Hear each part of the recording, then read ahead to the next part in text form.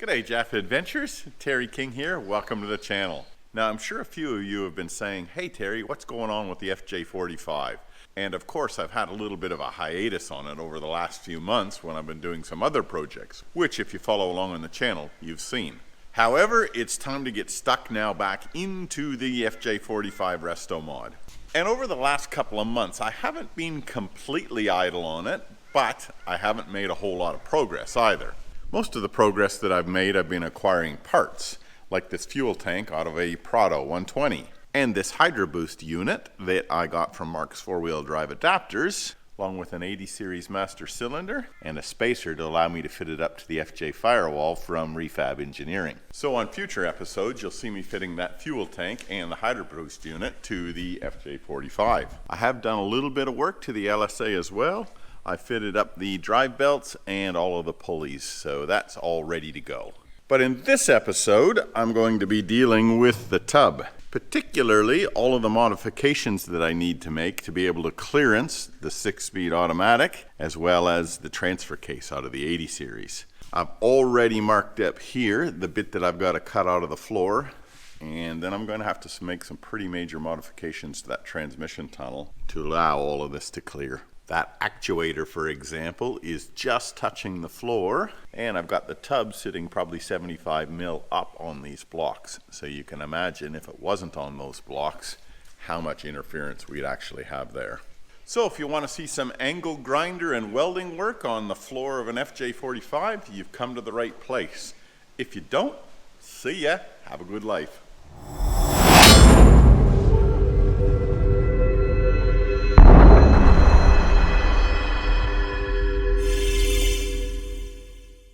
Alright, let's get stuck into this cut, and unfortunately it is not just a simple chop out of the floor, because the floor brace actually sits underneath here as well. So I'm going to have to modify that floor brace, because I do want the floor brace continuity across the entire side of the cab, and I'm going to have to chop it in half here. But first things first, time for angle grinder.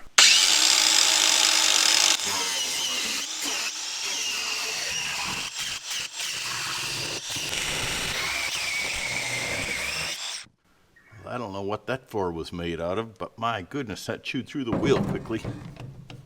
I know, this looks like one of those videos you see on YouTube about how dumb people die, but trust me, I got this. So I've just popped the tub up so that I can get to the bottom side of this and notch that out.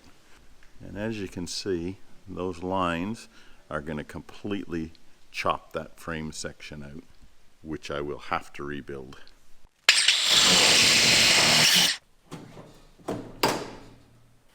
Here we have it, hole in the floor. Tub's back down, there's my cut, and the entire tub needs to shift that way, about 25 mil. So that's going to cause a problem for me. So I'm gonna have to chop another 25 mil or so out of here. And that little sender unit down there is gonna cause a problem for me, because when that shifts over 25 mil or so, it's going to be right here in the middle of that cross member. So I think what I'm gonna have to do is chop the top side of that cross member out to clearance for that little sucker. What a pain in the backside. Well, I was marking my lines here and shifting the tub around, and of course I smashed the plastic plug on that little switch. So now I'm up for a new switch. Just freaking awesome. Anyway, I'll chop this out now to allow me to shift that tub over and back marginally.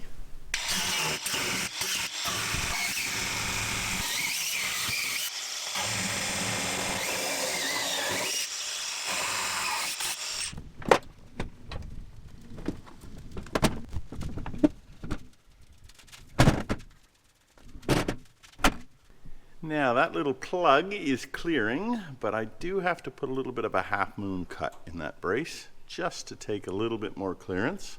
This side's perfect. We got good clearance around the actuator here.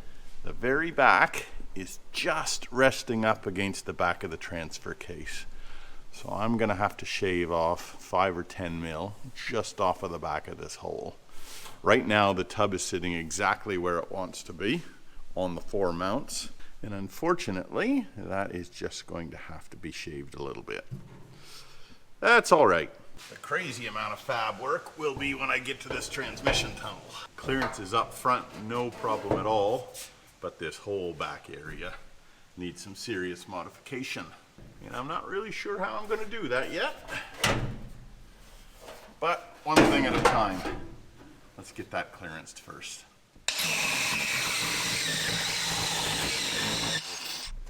Now to recess that there, I'm just going to use this little ball bit on the die grinder. I'll clean it up properly when I get the tub back off, but this will just clearance it for me so I can get the body mounts in.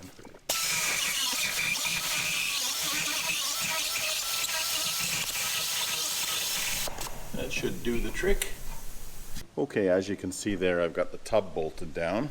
I've actually got it bolted down in 3 places. One there, and one in this corner. So it is square and triangulated. I've got the transmission tunnel in, 1 bolt there, 1 bolt over there, so that it is centered. You can see that I've got my clearance past the 4-wheel drive actuator, and down there that little switch on the transfer case, that's clearanced as well. So I'm gonna have no problems up here. The transmission clears the tunnel, no worries whatsoever. All my dramas here are on the back side. I'm gonna have to cut it along here on the flat and take all of this back piece out and refabricate that to clear that transfer case. That's my thought process at the moment anyway. Give me a couple of minutes to burn up some brain cells. I'll come back and see what I planned on doing. Okay, here's where I've landed. I've marked out here, along here, and along here, because that's actually a flat. I'm going to cut from here, up along here to the back side, along here, and then down here. And that should take off all of this back here that's interfering with that transfer case. If not, I'll cross that bridge when I come to it. If you guys can think of a better way of doing it, start screaming at the screen now, because I'm going to get the angle grinder out. Again, I've just double checked it, and I am definitely going to do that. Up here, along here, down here.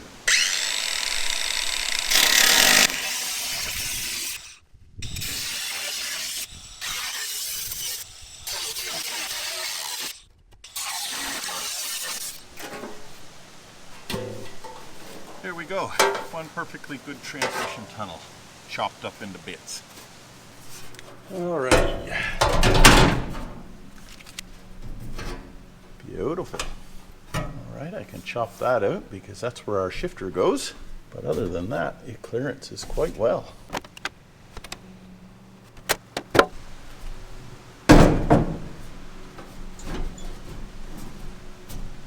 Sweet. Here's our shifter. Nice. Perfect. That little linkage joins up there. Okay, that tunnel is all chopped up as much as it's going to be. Now here are my thoughts for a fabrication.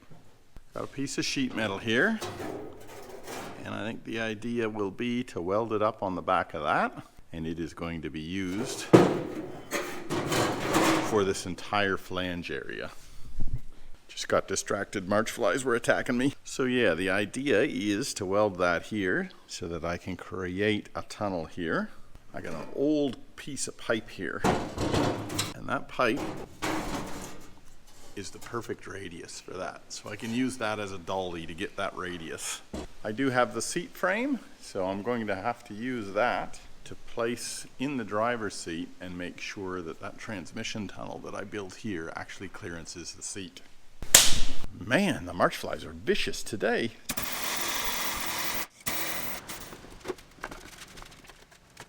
Yeah, that's pretty close to the radius of that transmission tunnel.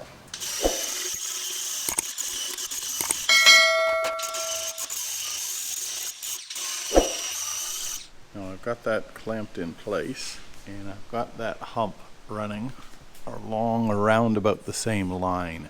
So what I'm going to do now is I'm just going to tack this here around the seam to hold it in place. Ultimately I'll be cutting those tacks off because I'm not going to butt weld this, but it's lap welded at the moment just so that I can get my shape. Am I doing this the right way? I don't know. I got no idea, but I'm having a go anyway.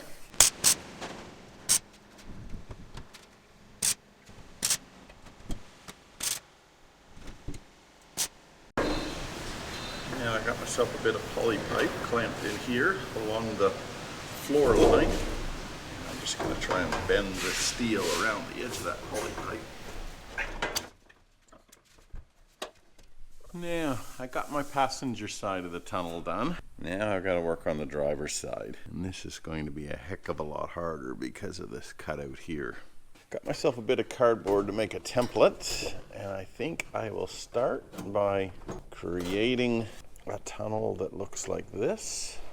And fabricating that piece. And then I'll worry about this little kick out after the fact.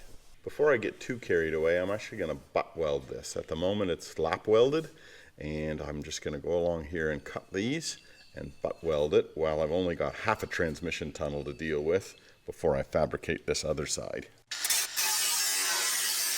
Now you can see that I've actually cut that on a 45-degree angle so that when I lay these two pieces over top of one another, that gap is almost completely closed up.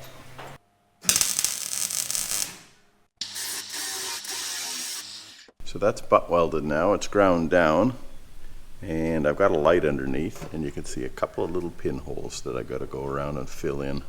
So I got the driver's side seat frame in here because that's going to provide some clearance challenges. And I've got myself my bit of cardboard for my template. It looks something like that. So I'll cut that out, and then it'll just be this little section here that I've got to worry about. Got a little crappy door panel. And I've got my template here for the next part of the transmission tunnel, which I'm marking out. That's it there, so I'll cut it. That's roughly how that portion of the transmission tunnel is going to sit. That's welded in there. I've got clearance on my seat rail. Then I'll just have to put a relief section in here to clearance that actuator for the transfer case.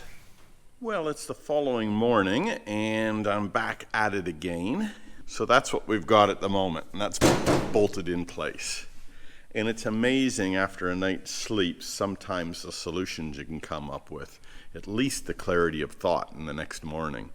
And I've been struggling about what I'm going to do with this area here and how I'm actually going to build a little cover over that. All these seams here with the welds that I've ground down, I'm not going to take those any further than that. I'm going to have Dynamat or car builders or some kind of sound deadener like that covering the interior of this cabin, so that's actually going to get all covered up. I will rust proof it, however, obviously, but in terms of making those welds beautiful like you'd see on the outside of a car, not necessary in this case, which will save me a little bit of work. Now onto this sucker. Well, after a bucket ton of cutting with these snippers, a decent blister, and little slivers of metal everywhere, finally got to a point where I've got that covered over. Nothing's welded, it's just sitting there. I've got to build another piece here and a little piece that drops down there to fill that in, but we're pretty close now. Time to break out the MIG and tack her in place. All right, that's all welded in place. The only thing left to do here is knock that down a bit and flange that out like I have here, and weld a piece in here with a small flange. I got the transfer case shifter in place, and that moves nicely with no interference. What I'll have around here is a leather boot completely surrounding the transfer case lever. Now I've got all those infill pieces put in, and that will lay down there quite nicely. I had a couple of holes here at the top of the transmission tunnel where the original owner had pipes running through there from the, must have been drains from the heater system. Anyway, they're all welded up. And then on the rear of the transmission tunnel, I've got the old transmission hump cut off on the S end, and that'll be welded in place there and taper off and finish under the seat. Now what I don't have with me at the moment are the passenger side seats, so I'm hoping that this is going to clear. It should do. My recollection of the seat heights were quite high, but until I get those seats, which are at the upholsterers, I won't know for certain.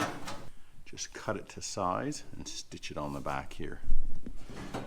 Sounds nice and easy, but it's actually going to be a little bit tricky because of the angles that I'm working with here.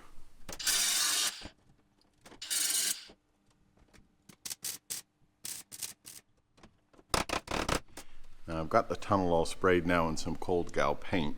My next step is to repair mistake number 895, and that is to weld that piece back on there. Now the other thing I want to do is just trim this up and just make it look a little bit neater.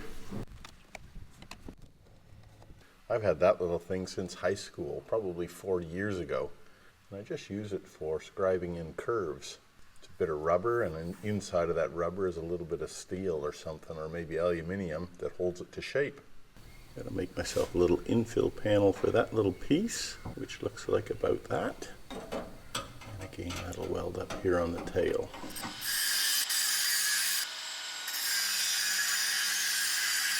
Okay, got the butt end of this welded and trimmed. I've marked here, here, and over here where I will drill a couple of holes and put some nutserts into the floor. And now I'll finish these welds all off, grind them down, throw some seam sealer on this entire tunnel, and take the cab back off so that I can work on the underside and put that brace back in. I've got the tunnel just temporarily bolted in place, as you can see. And I've drilled out a couple of pilot holes in these extra areas, and I'll drop a rib nut in there. If you don't have one of these rib nut tools, they're absolutely amazing. I love this thing. And they're cheap as. You can pick them up on eBay for next to nothing. So the way they work is you get your hole and you drill it out to the proper size. In my case, it's a 9mm. Then you get your rib nut, screw it onto the end of your tool. Pop them in the hole,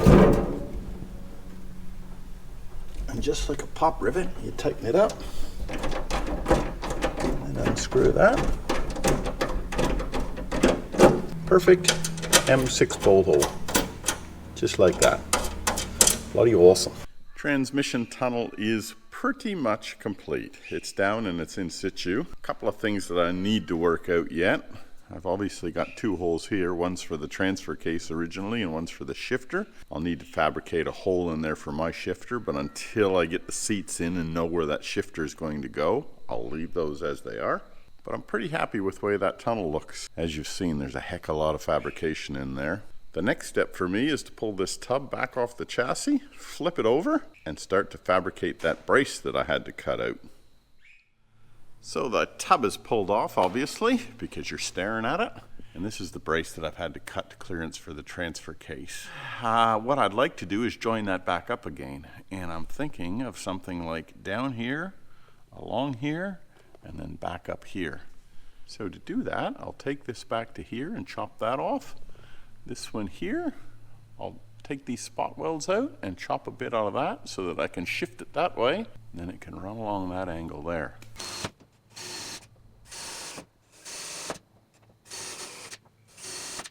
Pilot holes are drilled. Now I'll use this little spot weld drill bit.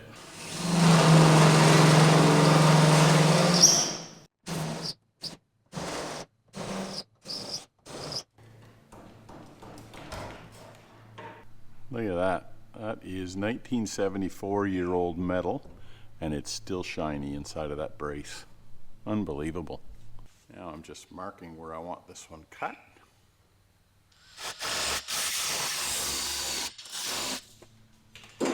That bracket, if I chop that off there, spot weld that there, this then will run parallel to this recess where the original fuel tank sat. More spot welds to drill out, and then we'll chop her there. So I chopped this brace out of the old tub that I've got for cuts. That will go something like that. Run down along here. I'll need to extend that a little bit further. Run it out here, and then join back up with that end there. First thing I'll do is get this crusty floor off of here, but the brace itself is in pretty good nick. Now I've taken a grinder to this to just clean this face up so I can see where the spot welds are, so that I can start drilling the little suckers out.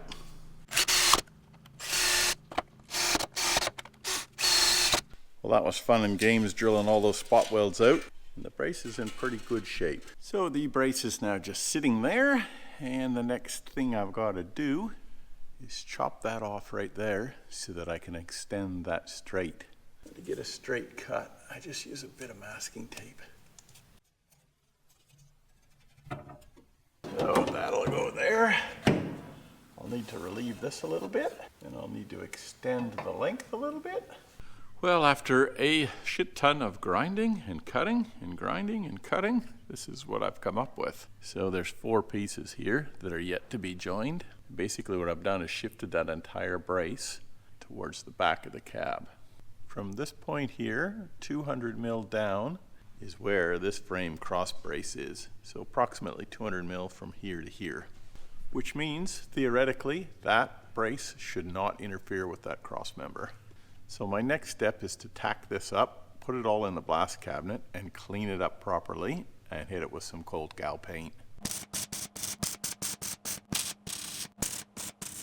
Tub's all sprayed with some cold gal primer now. There's my brace. She's all welded up.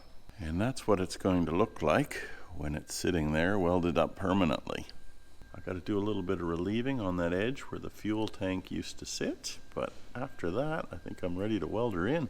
Now we'll clamp this little sucker in place. Now, although this is weld through primer, I do find that it still spatters and carries on like a pork chop. So what I'm going to do is take my pencil and mark where each one of these spot welds will go, grind that primer off, and then I will weld it in place.